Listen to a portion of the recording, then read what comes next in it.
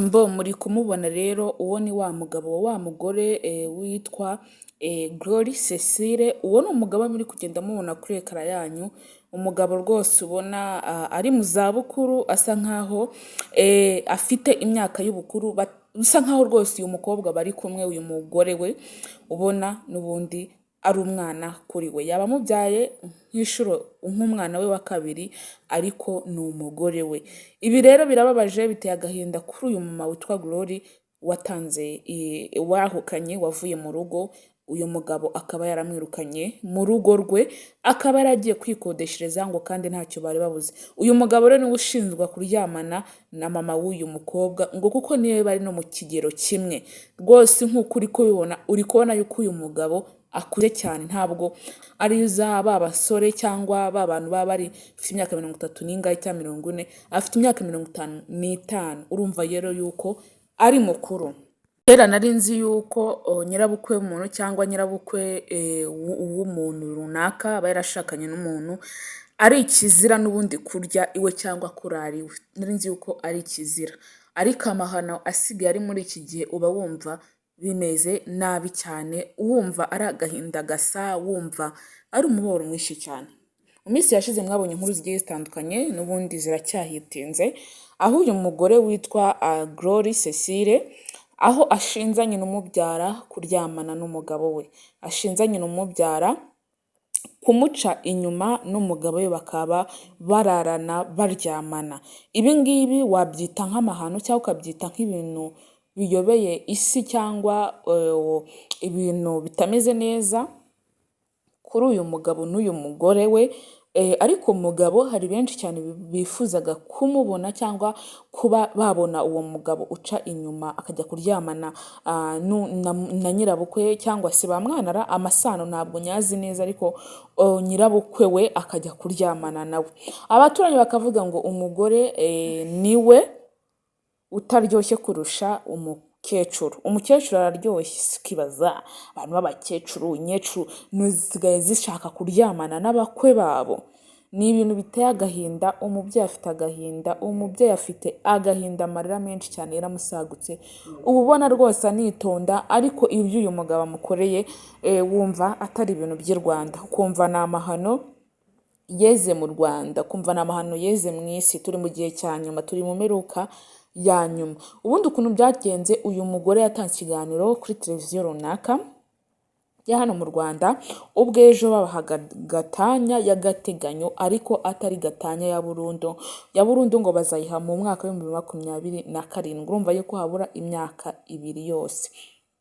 Uyu mugore rero ubwo yatsindwaga n'urubanza, baramusohoye n'ibintu bye ngo nagende, ariko ngo adafite abana yabyaye. Abana yabyaye ngo ni abana 2, ariko ngo agende nabafite.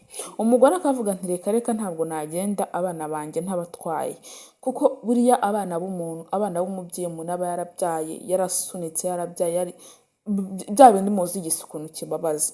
Umugore akavuga ati reka ntabwo byabaho, ngomba kujyana abana banjye. Umugabo ati reka wowe abana uzajya uza ni njye nzajya mbarira. Uko umugabo yarira abana niko umugore yarira abana wibyariye abana. Ariko ngo bigakekwa yuko uyu mukecuru nyina w'uyu mukobwa ari we ngo uzajya urera aba bana. Ngo babanaga mu nzu, umukecuru kandi ngo yari afite ibintu aho yajya kuba, ariko arabyanga kujya kuhaba, yanga ko yajya kuba iwe, ahubwo ngo ashaka kuba kwa mwana we, aho uyu mugabo nyine yashatse umukobwa we. Ahubwo abandi bakavuga nti bari basanzwe baziranye, umukobwa ahubwo bashatse kumukina agakino ajya mu bintu atazi. Umwana wawe, wowe ubwawe umwana wawe ntabwo wamwifuriza ibyiza kugenda agashaka, ahubwo niwe umusenyeye. Ugasanga abakecuru b'iki gihe basenyera abana babo, ugasanga abakecuru b'iki gihe basenyera abakobwa babo cyangwa abahungu babo. Ibyo byose rero, ibyo ko turi kugenda twari tubibona nk'urubyiruko, turi kubona ibintu byararangije guta ikuzo, nk'uko uyu mugabo muri kumubona.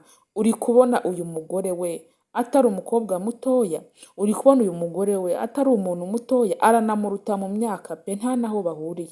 Ariko ndebera uburyo ameze, ndebera asheshe akanguhe, ni umugabo ubona rwose w'igikwerere, umeze ukuze nyine, ariko ukabona umukobwa we, umugore we asa nk'aho ajya kungana yenda nk'abana be, ariko sinzi nyine abantu b'iki gihe nabo iyo bagiye gushaka uburyo bareba niba yarabonaga nyireba z'abana, abandi bakavuga ni mama wawe wagutanze, mama wawe yagutanze mu gakino utaruzi.